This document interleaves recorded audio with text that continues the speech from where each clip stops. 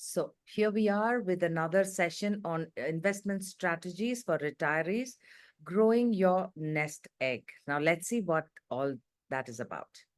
Yeah, next slide. Okay, so the key takeaways for today would be diversify your portfolio, spread investments across stocks, bonds, and mutual funds to reduce risk and boost returns, leverage fixed deposits, utilize that is what it is you can utilize your fixed deposits to stable returns in your retirement plan. Then you can also maximize mutual funds and personalized strategies, like to create tailored investment strategies to grow and secure your investment savings effectively. Now, all this is comes to you from a finance expert who I'll be introducing shortly. So if you have any questions, you can always write it down and put it down for us on chat. We will be taking all that towards the end of the session. Yeah, the next slide. Before that, let me introduce Get Set Up because I can see a lot of new people who have joined us here today. Get Set Up, as the people who are already members know, is on a mission to help those over 55 to learn new skills, connect with others, and unlock new life experiences. Our goal at Get Set Up is to reduce isolation, loneliness, and equip the community with tools and knowledge to age independently and in place. Our community engages in classes online as well as offline. We have activities like traveling and get-togethers, which happen in every city. So if you would like to be a part of it, please do click on the link, which Abhijit will be putting on the chat, and do join us. And you're most welcome to travel with us, join our community, make friends, and yes, the most important of all, we reduce your isolation and loneliness because we are here for you all the time and every time. Yeah, next slide, please. And today about Franklin Templeton. I'm sure all of you have heard about Franklin Templeton, which is one of the largest asset managers globally. They have over 76 years of experience and currently managing assets to the tune of USD 1.64 trillion as of June 30th, 2024. It has been part of the Indian mutual funds industry for over 28 years and currently manages assets of about INR 95,000 crores as of June 30th, 2024. Franklin Templeton India offers a diversified bouquet of products spanning equity, debt, hybrid, and international funds, which can help you to meet various financial goals of investors. They have a rich history of being pioneers in many ways, like introducing the concept of SIPs in the Indian mutual fund industry. Their global parentage and local market expertise position them uniquely in delivering value to investors. Yeah. Now, to introduce the speaker for today, it's Mr. Sridharan S. He's a recipient of Associate Financial Planner for Retirement Planning and Employee Benefits from the Financial Planning Standard Board. He's an active contributor on personal finance magazines like moneycontrol.com, Financial Express, Times of India, and the others, like you can see on the slide. He's also worked with Funds India, Quantum, Allegro Capital, etc. 15 years as independent financial advisor as well. He has conducted regular sessions on retirement planning across all major PSU banks, including IOB, BOI, Bank of India, Canara Bank, and many more. So as you can see, he is absolutely qualified and the best person to advise you on your retirement planning. So let's see what he has to tell us in today's session. Thank you for your introduction. yeah. Thank you for your introduction. So we have been again, talking about retirement, which is again, it is a boring subject, but it is quite interesting because retirement is a 10-letter word, but it has got a lot of meaning in it. And I'm just going to discuss about the recent survey that has been conducted by one of the prominent mutual fund companies in India. They conducted this survey in 2020. So they have just checked what has happened. The same survey was conducted in 2020 as well by the same company. and they found a lot of interesting things during the survey. See, basically, what is basically being changed from 2020, that is actually exactly during the COVID and after pandemic. So after pandemic, a lot of changes that has happened to individuals lifestyle and individuals behavioral changes, lot of things that has happened. We are just going to talk about that, and how one has to prepare for the retirement is the key the topic that we are going to talk about. So the first and foremost, the report that has come from the survey is basically the retirement as a kind of planning. See, one has to have the financial plan first and foremost to meet out the financial goals that they may come across. When it is coming to prioritizing the goals, so in 2020, the retirement was in the eighth category. So even prior to that, basically, they were all basically planning for their children's needs, and then children's security, and then security of the spouse, and then medical emergency, and then improving lifestyle. These are the common goals everybody has. Whenever we get married, we always look after the children needs, and then their studies, and then their future requirement is what takes the driver's seat. When it is coming to retirement, that always takes the back seat. So from eighth position to sixth position, that has come to change. That change itself is a big change, that has come to individuals' mindsets. See, basically, they need to prepare themselves for retirement. Is something which is basically is something that has come post COVID. And next is, when we are talking about the 100% of money that individuals are earning, out of which 59% of the money, the survey says 59% of the money that goes into household expenses, and then the self development, and then the mortgage loans and other things. So basically 59% is going towards these things, and then about 18% of the money goes out for savings. See, whatever the surplus that they have is about 18%, and 12% of the money is actually is what individuals are prioritizing towards investments. There is a huge difference between savings and investments.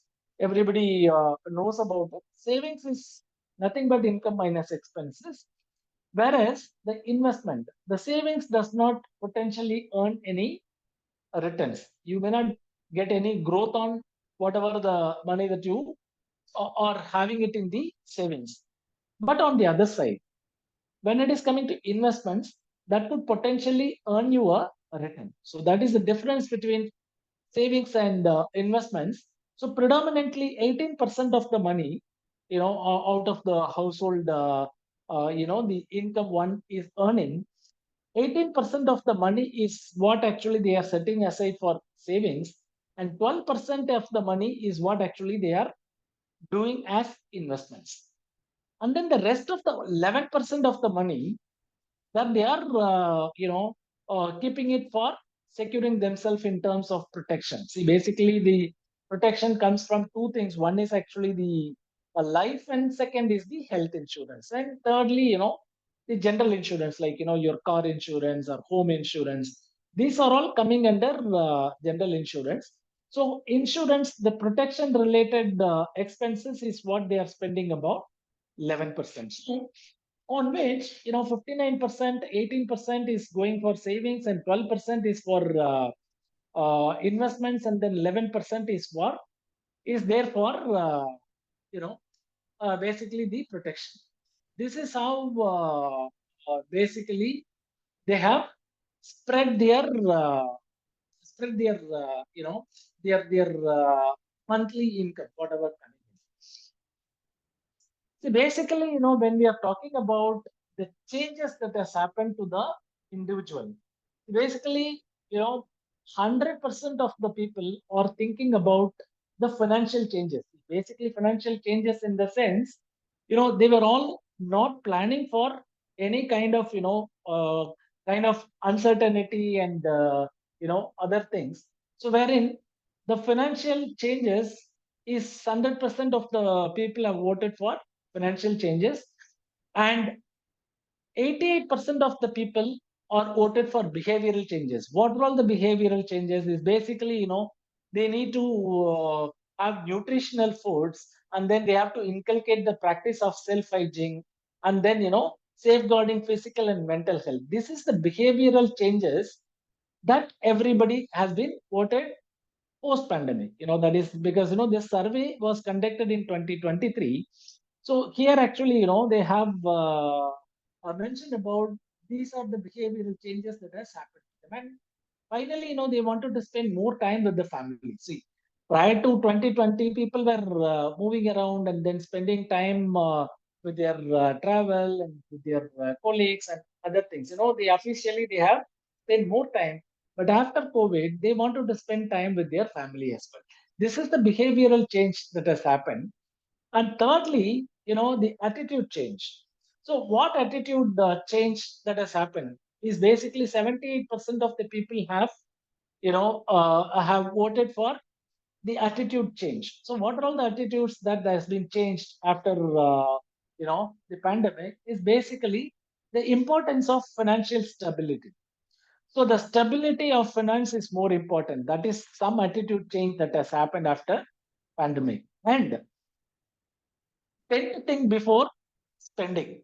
So basically, prior to COVID, everybody started spending left, right, center, without even knowing, because, they think that, they are getting the money permanently, they are not thinking about uncertainty and other things. So where this pandemic has created a kind of an attitude change. So what attitude change is basically think before they are spending, and then more cognizant my savings. See, basically, the savings habit have been increased after the pandemic.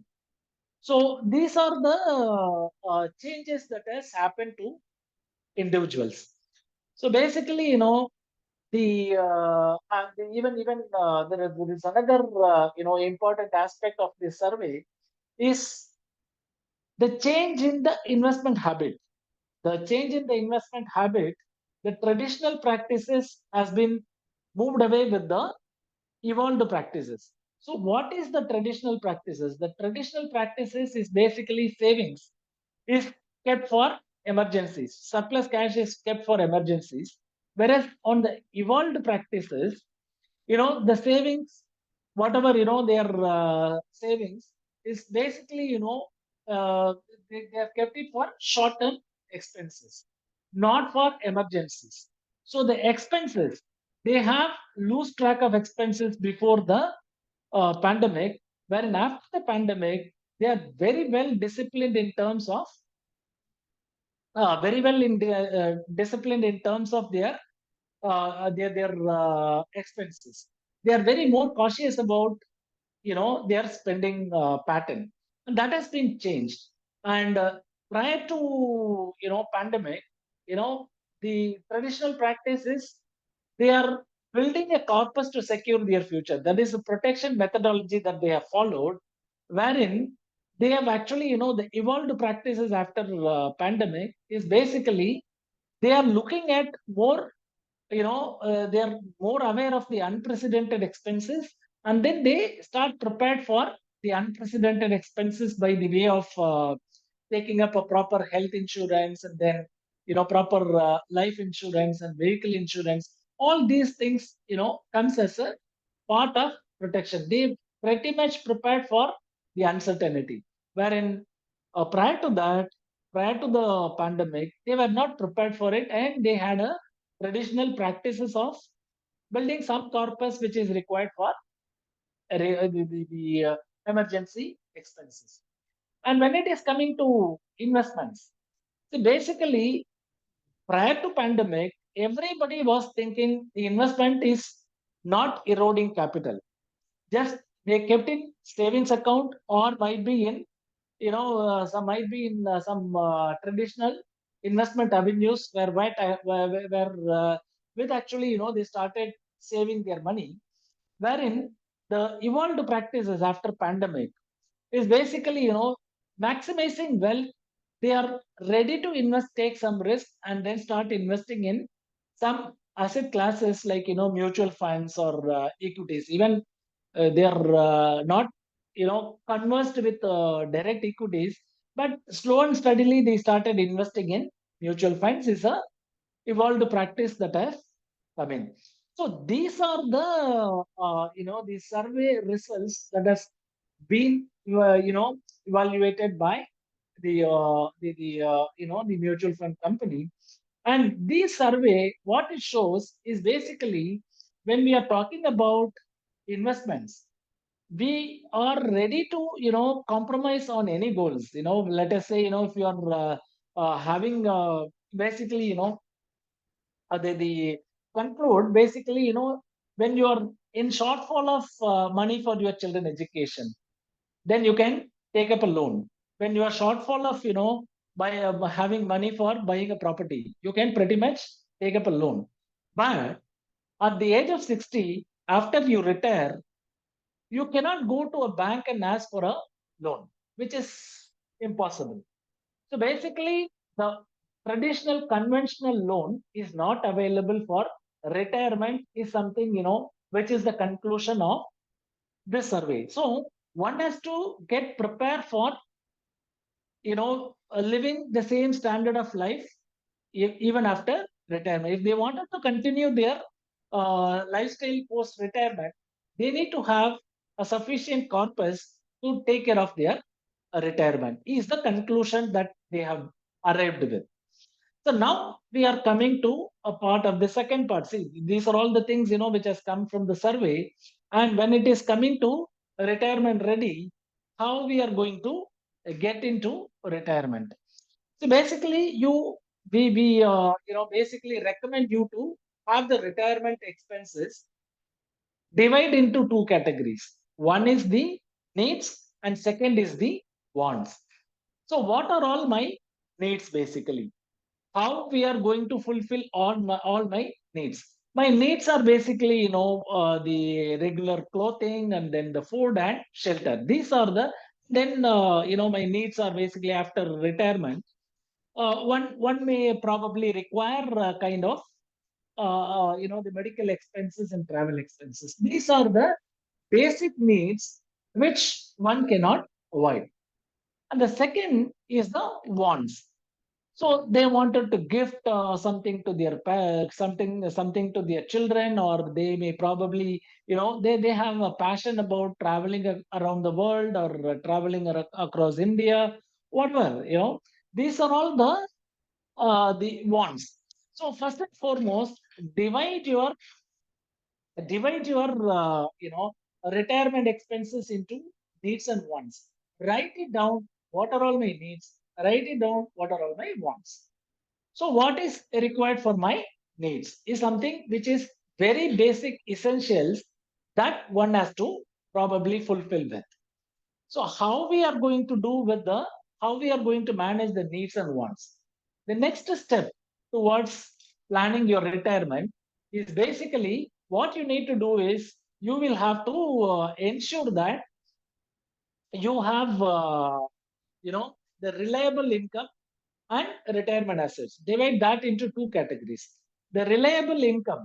So you may be getting reliable income from, your pension or your rental income, or your the part-time employment, or any kind of the pension plan or retirement plan, like NPS or something that you could have already got from your investments. These are the reliable income which will keep coming into your hands on a regular basis. You need not have to do anything, because we cannot do anything on these things. These are the reliable income where you will be keep getting it. And you have to look at, what are all my retirement assets. So on the other side, what are all the assets that you have. Hmm. So the assets that you have, these are the retirement assets. You might be having some fixed income products, or maybe you might be having, you know, you might be accumulating some corpus through mutual funds, equities, and other ESOPs or funds. So, list down what are all the assets that you have in terms of the retirement assets. So one is the regular income that you are going to get. The other side is the retirement assets that you are going to have. So list down these two things separately. And then what you need to do is your reliable income should take care of all your needs. To ensure that your reliable income is taking care of all your needs that may be coming from your pension and other things, pension, and then your rental income, and then even post retirement, some might be working, to practice their profession, or even if they wanted to work long term. Yes, these things will be coming under your. These things will be fulfilling all your needs, and find out what is the gap. So find out the gap. The gap is nothing but your needs are not basically being fulfilled by your reliable income. Then raise some money from your retirement assets. Start putting into various diversified investments, like you can put it in senior citizen savings schemes, or you can start working on investing in mutual funds, and then start doing this systematic withdrawal plan. SWP plan is something that you can work on, and then you can also start investing in various fixed income avenues, which will be providing you a regular income.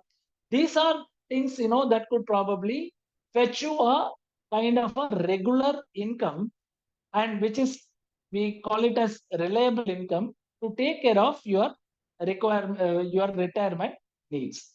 So once these retirement needs are basically being taken care, then you work on the retirement assets. If you have the rest of the assets, you can work on these assets to basically manage your other goals, which are basically your wants. Your wants might be whatever the wants that you have, so you can work on the wants.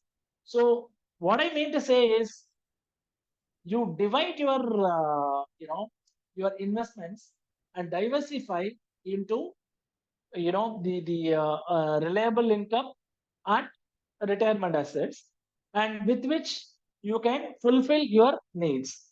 And if anything available in the retirement assets, that can be allocated towards your wants.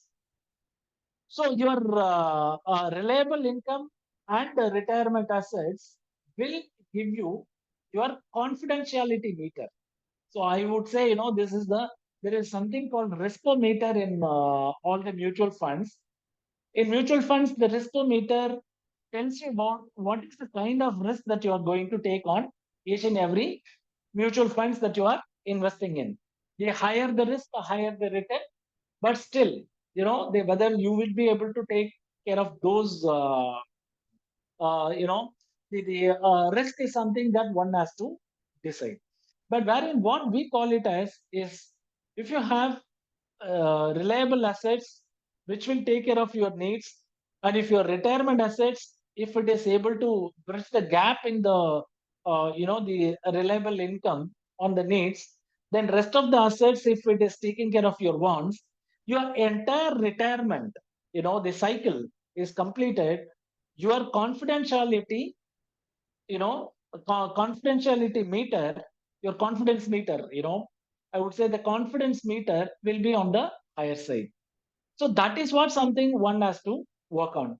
So when we are talking about the different avenues after retirement, the different avenues available are basically, one side is the fixed income avenues.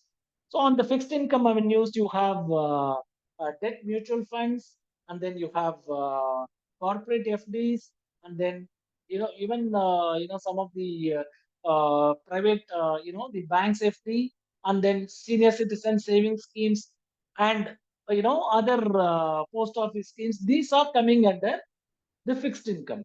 On the other side, the risky investments that are basically equity and equity based investments. That is something, where you can have, in the mutual funds. The mutual fund itself, depending upon the individual's risk appetite, one can invest in, basically, hybrid based equity mutual funds, where they will invest about 65% in equity and 35% in debt. And there are some, hybrid mutual funds which will invest about 20 to 30% in equity and balance in debt. So it depends upon the individual's risk appetite. One has to, diversify their investments across various asset classes. When we are talking about what is the asset allocation one can follow after retirement, even I am telling, after retirement, basically you're going to retire by 60 years, and your life expectancy goes until 80, 85 years, even more. So what struggle one can have is basically the longevity is the biggest challenge one might be having. We are assuming, our finance should work until 80, but if we live until 90 years, then 10 years without income, you can't depend on anybody, because all your children and everybody will be there in the middle age crisis. So they will be able to take care of themselves first. So they will not be able to look after ourselves.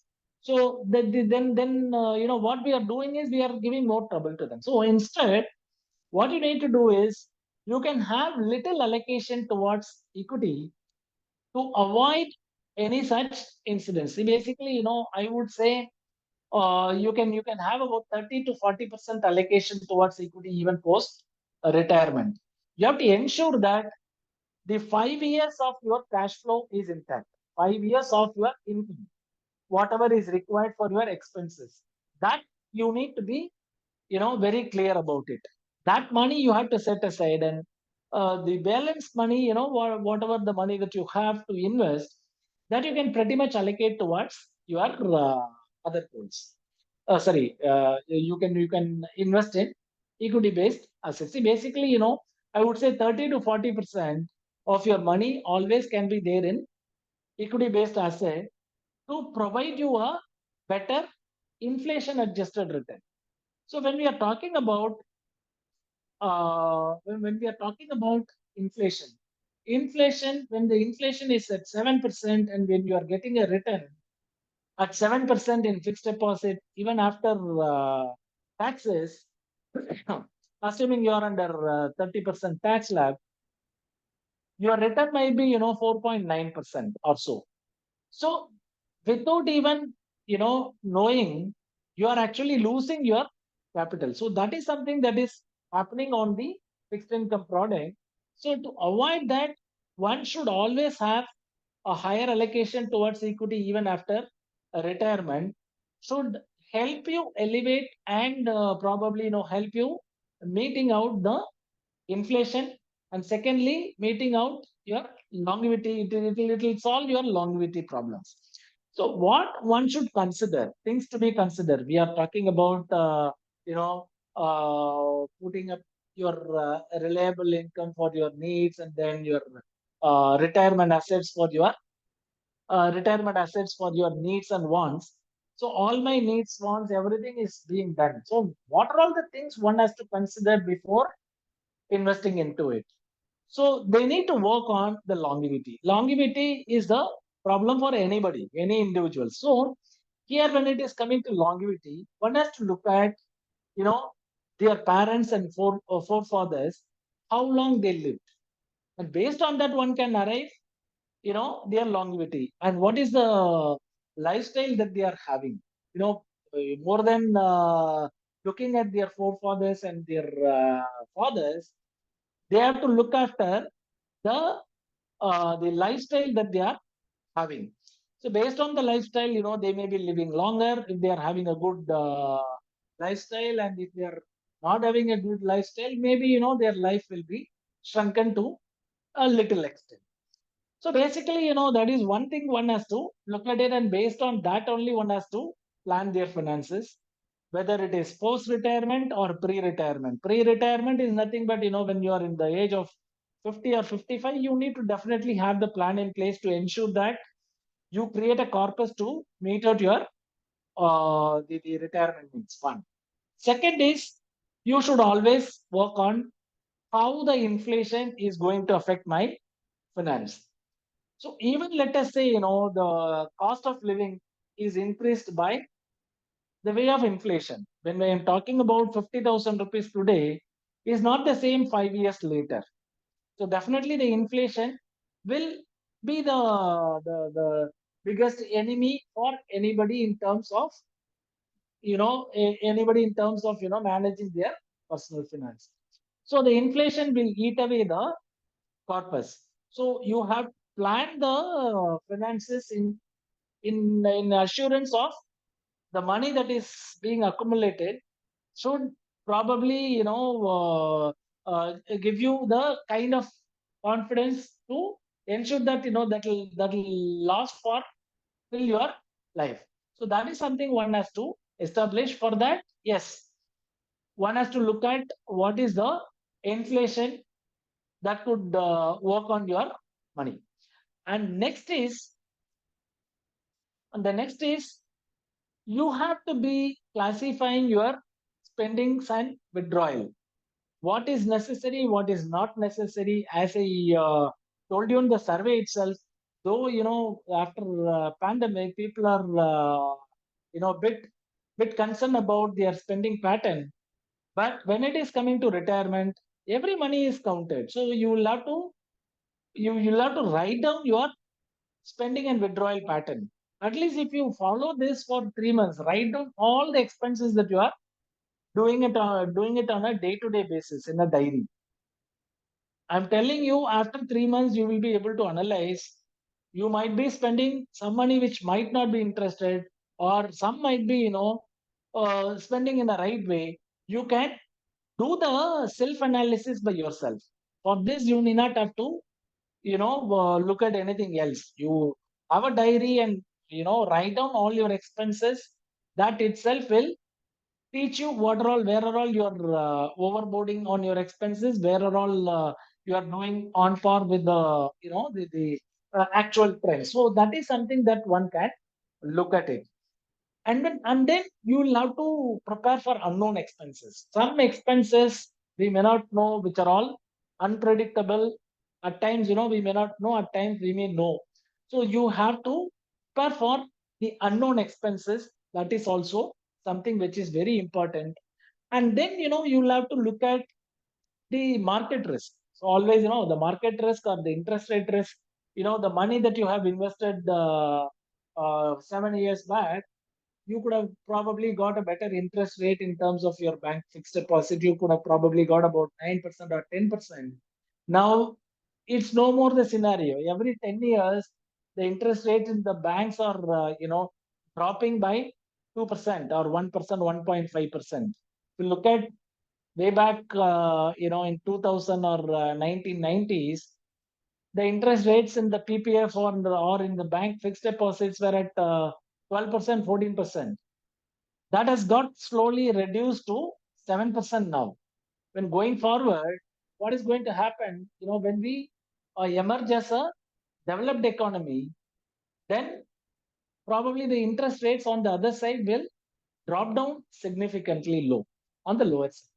So we will have to prepare for that. And based on that, you need to have the plan.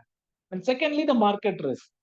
The way how the market behaved in the last 4 years, it may not be behaving the same way going forward. So this is the risk one has to get prepared for it. They cannot expect the same kind of 16, 17% CAGR which has been delivered in the past 4, 5 years. The same 16, 17% CAGR it may not be able to deliver. One has to readjust their calculation, readjust their evaluation, and readjust their the expectation of returns from the investments, because market risk and the interest rate risk are two risks which nobody can predict, and the individual investors cannot avoid as well. So this is something one has to consider before preparing for the retirement. And then the other factors has to be considered is basically, since retirement is a bigger topic and bigger investments and bigger time horizon. One has to, spend a time with an advisor, a proper financial advisor, and take his help. And then planning is always the better way of sharing, and basically, getting the help from the professional will always be beneficial. Even I am telling you, if you are very expert, even I am telling you, if you are a doctor, if they are not feeling well, they cannot take the, take the knife and then start doing the operation by themselves. Impossible. So always, even if you are very good and good analysis and having a good skill, when we talk about the biases that we discussed in the last session, so every individual has biases. So even something work for others may not work for me. So always, it is always better to consult with an advisor and seek his help, and then discuss with him and take out a right choice, which is a better choice on investments. So that is always, is the better thing to do. And secondly, you have to look at the different choices of investments. What are all the different choices of investments available in the market? You have to look at various investment avenues and distribute your assets among various asset classes.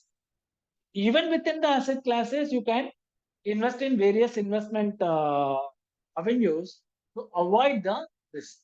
So always, distribution of risk can be done by diversification of your investments across investment vehicles, and within the investment vehicles, you have to look at various options within the same category. That is something one has to look at it.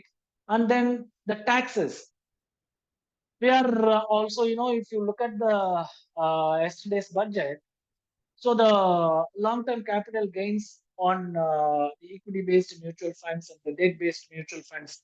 So on the equity-based mutual funds have been increased from 10% to 12.5%. So 2.5% more outgo is there. And if you look at the short-term capital gains on equity mutual funds, they have increased from 15% to 20%. 5 more percent outgo on your gains are inevitable. So basically, one has to prepare for these kind of uncertainties, and that has to be included in the plan, and it has to be reevaluated, so that the monitoring of the plan. See, basically, when we are talking about taxes and other things, market risk, and then the interest rate risk, and then the taxes, and then the inflation. So there are many components involved when it is coming to planning. So always, you have to do the monitoring of whatever the plan that we have already made. If something changes, we have to readjust the plan to ensure that we always, follow the track, to ensure that we are on the track of the plan that we have already created. And finally, what I would say is, what are all the costs and fees that is involved in terms of managing the whole planning. So that also is something one has to look at it, because the costs and taxes, inflation, these are the things that will eat away the corpus. So these are all the things one has to look at it before they, they either they do the pre-retirement planning or post-retirement planning. So pre-retirement planning is much easier than the post-retirement planning, because pre-retirement, one might be working, and then they will have all the money in hand, and one has to channelize their investments to ensure that they create the retirement corpus. Whereas on the other side, when you are already retired, it is more difficult, because there are a lot of changes and other things, where some might be having the tolerance to accept all the changes, some might not have the tolerance to accept all the changes. One has to decide what all the changes are acceptable, what all the changes are not acceptable, and based on that, one has to have the plan to ensure that they travel along with the planner and the plan. So that is more important when it is coming to retirement planning. With this, I'm ending my session. If you have any queries, questions, I am leaving it for open. Yeah, does anyone have questions? You can put it on the chat or you raise your hand and we can take your questions. Anybody?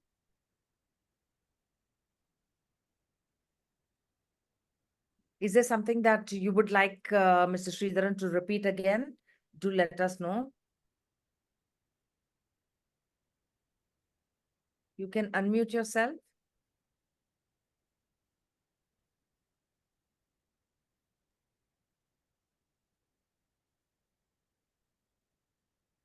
Ma'am, this is Yes. Velu here, and I put two queries on chat Yes, box. Could you please read it? I was just going to Thank read you. that out.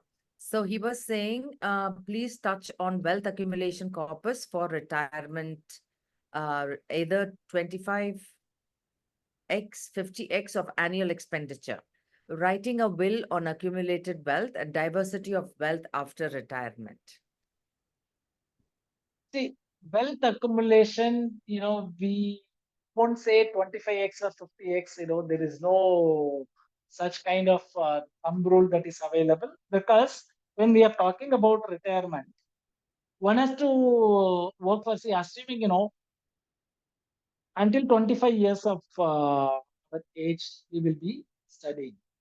And 25 to 60, that is the 35-year, is the period where we will be earning. And 60 to 85 or 95. So we call it as 25, 35, 25. 85, that is as per the statistical data, the post-retirement life. The healthy man lives until 80 years, and the healthy female outlive by 5 years. So 80 years is the male's life, and 85 is the average female life. So when we are talking about 25, 35, and 25, so within this 35 years of age, we have to accumulate the corpus that is required for us to live in the rest of the 25 years. So this does not have any thumb rule wherein we have to calculate what is the expenses that is incurred by each and every individual. Some might be lavish spender and some might be, living a simple lifestyle. So based on individual personalized planning basis only, we will have to arrive the corpus that will be adjustable against the inflation, and one has to accumulate the corpus based on that.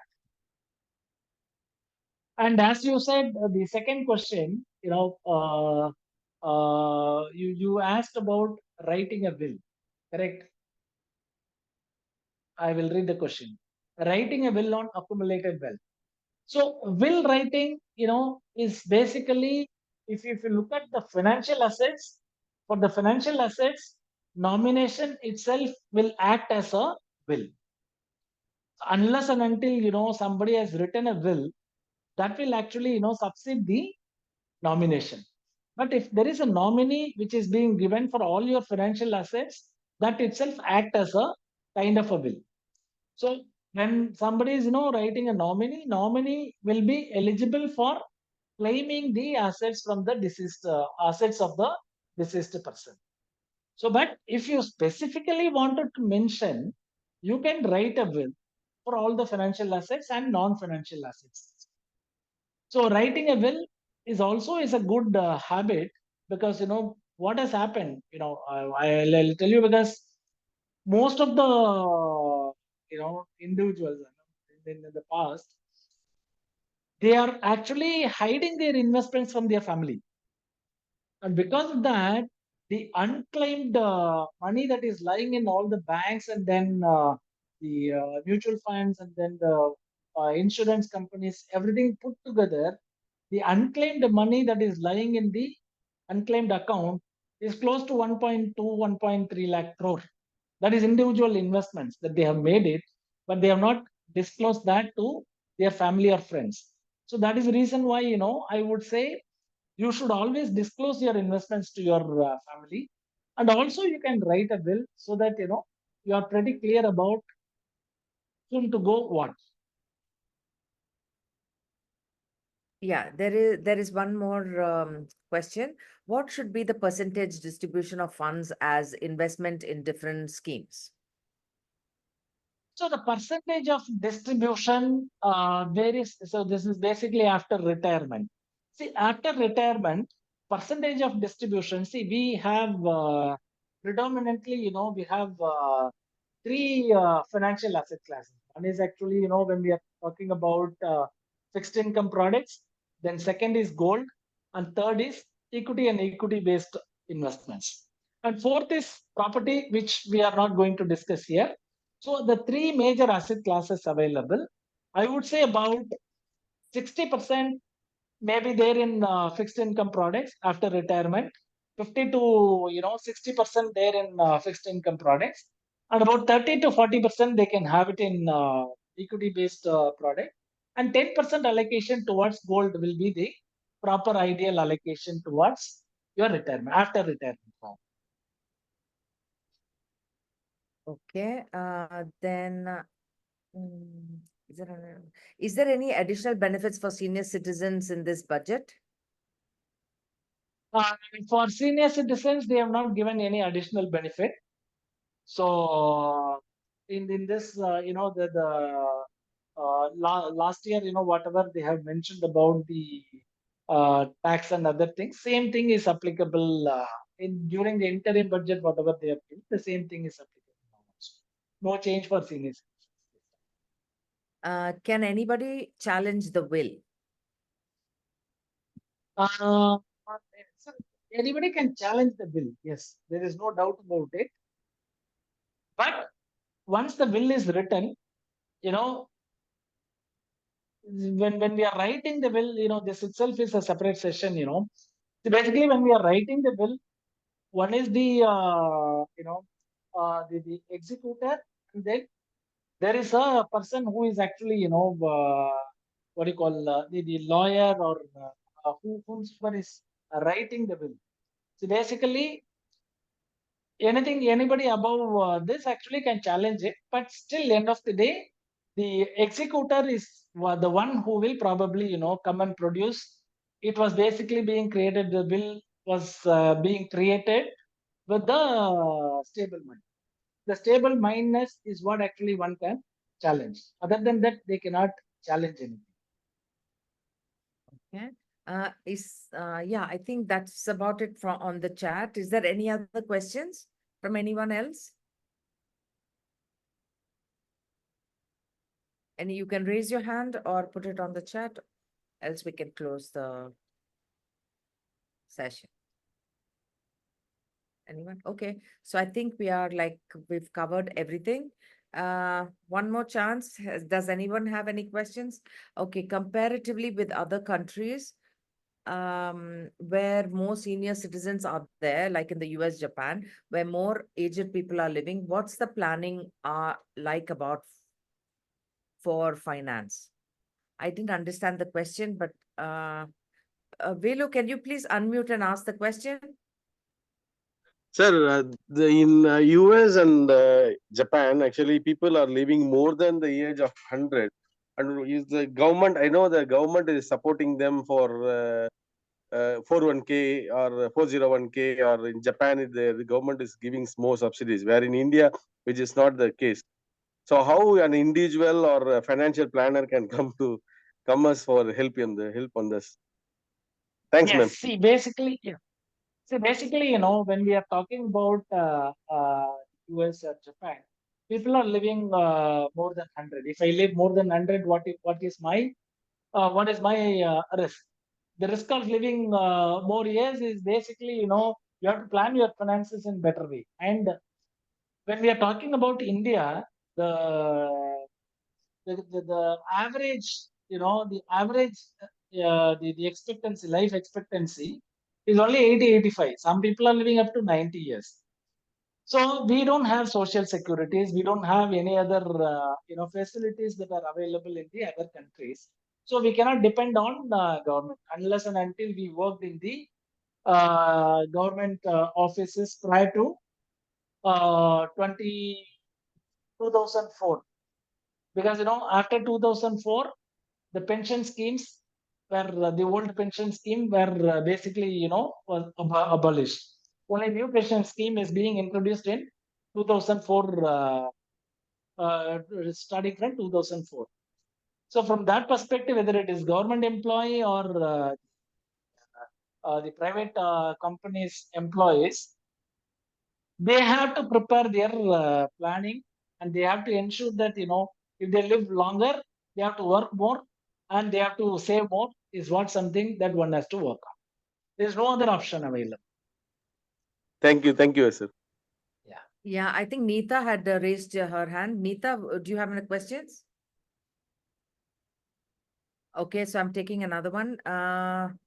Will at present for my two children. Yes, Anita. Anita, Yes, please. go ahead. Go ahead. Yeah. Yeah. Sir, I want to know if you have two children, you Yeah, yeah. have allotted your cash liquidity equally, but you Okay. have only one demat account which has a Mhm. sizable share in it. How do you divide that? Because either you put two nominee, then later on how they will divide it. See, basically, when it is coming to nominee, you can add up to 3 nominees, and you can give them the percentage of allocation to each and every nominee that you wanted to give. But sir, how do they divide the share and mutual fund? See, when it I is mean, coming to and mutual yeah, they funds, want to keep it. Let us say they don't want to sell it and divide it. They no, just want to there is keep no, it. yeah, there is a process called transmission. So after the person is, deceased, so what they do is, it will be divided among 3 different individuals. Assuming, there are 3 different nominees given each 33 percentage. So all the existing schemes will be, divided among 3 people in whatever the percentage that is mentioned in the application form. So whether it is 30, 40, 40 or 40, 20, 20, whatever the percentage is being given, so they can continue hold on to the existing investments, and whenever they want, they can redeem. That is, the choice is given to the nominee. So this is what we call it as transmission process. We also help in transmission process. Okay, yeah, got it. Thank you, sir. Thank you. Will at present for my two children after me and my wife are no more can be equally divided based on known facts. But if later one of them actually needs more, say a medical condition, how can this be handled based on future conditions? Will at present for my 2 children after me Yeah. and for no equally divided based on facts, but no, we cannot do anything. We see, will can be rewritten, will can be changed. So you have to write a probate.